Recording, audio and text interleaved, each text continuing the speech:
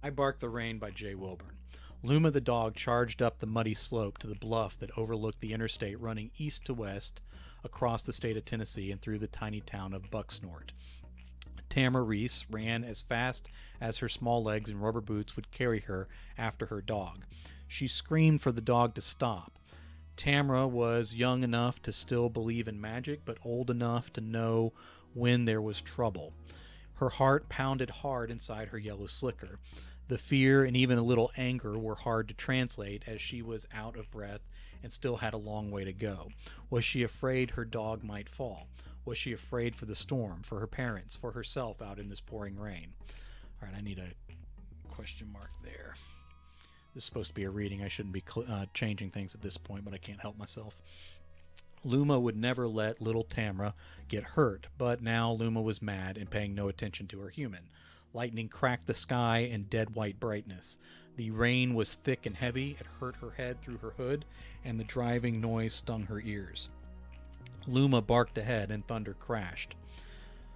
Tamra fell to her knees, painting them and her hands in stinking gray-brown blood.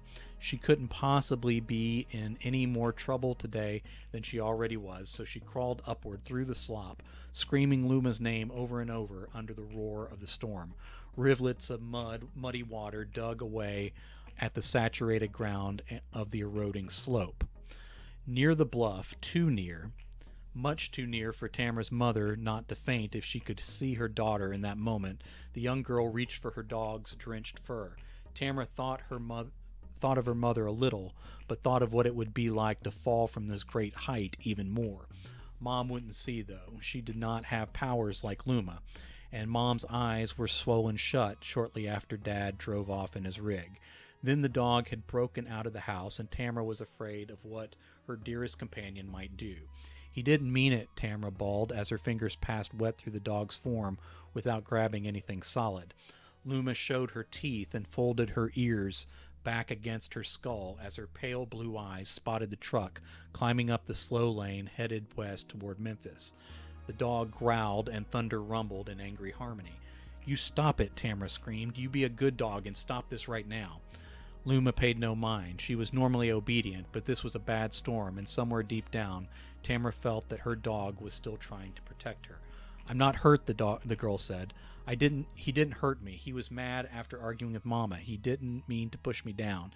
If he wasn't in a hurry to leave for his trip, he would have helped me up and he would have told Mama he was sorry." Luma barked and the lightning flashed with thunder right on its heels. Tamara knew you could figure out how far away a lightning strike was by counting between the light and the sound. That was a thing her daddy taught her during one of his better moods.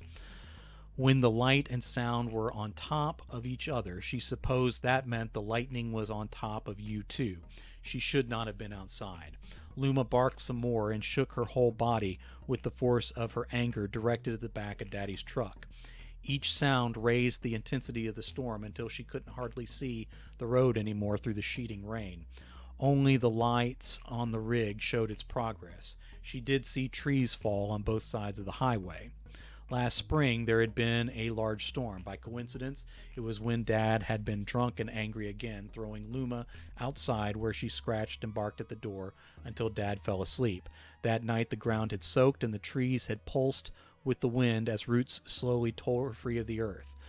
None of those fell on the house that night. That was the night Luma's eyes turned pale blue. In this storm, the trees were already falling. "This doesn't solve anything," Tamara shouted. It was raining so hard she accidentally sucked some water up her nose and choked. As she regained herself, she saw the mudslides overtaking the highway.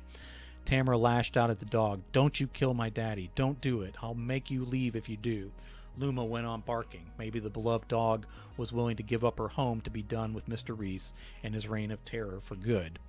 Asphalt broke away in big chunks behind the struggling truck and washed away on both sides of the disintegrating highway. More trees collapsed under the mass as the pieces of road slid down into gullies and ravines. It appeared the world was crumbling away behind her dad and gaining on him as he still climbed the hill through the torrential downpour. Did he see the danger? He had to. Was he afraid? Did he have any idea that this was his fault for how he treated his family? Did he know what their dog was capable of? There was no way he would allow something more powerful than him to remain in the home if he did know. Part of her, a small part that was full of shame for Tamra, kind of wanted her dad to be gone for good, even if it made her mom sad, even if it cost them the house and everything. Dead men don't hit, they don't lie, they don't break promises. Don't kill my daddy. Tamra threw herself at Luma and splashed right through the powerful creature. She slid along the muddy height and spilled over the edge, seeing the remains of the highway far below tilt into view. Far below, I'm going to say, I know this is a reading, I shouldn't be fixing things, below as they tilted into view. I think that's clearer. All right, moving along. She did not scream or cry. Everything in her locked up in mortal fear as she went over with nothing solid to hold on to. Luma tore her vengeful blue eyes away from the truck and locked solid jaws on the rubbery edge of Tamra's raincoat. The girl flipped around in open space and nearly folded out of the sleeves of her coat. She unlocked her fear-frozen muscles in time to hug herself. And, oh Lord, did I lose my place? I'm sorry. She folded her fear-frozen muscles in time to hug herself to keep from falling away. She was quite thankful all the rain and mud would hide that she had wet herself. The dog found traction in the mud that no natural animal could ever achieve.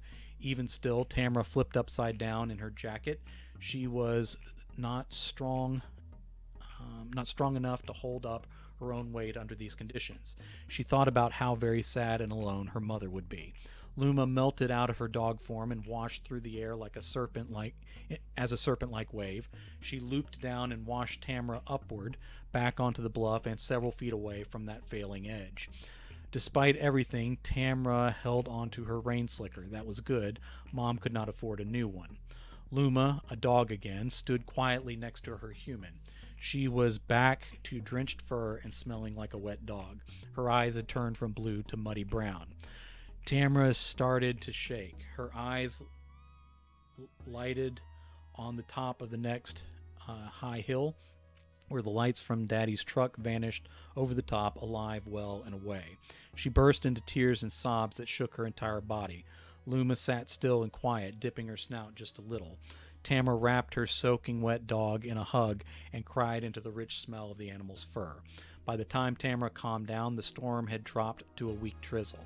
She leaned on her dog as they returned home, muddy, wet, and all alive.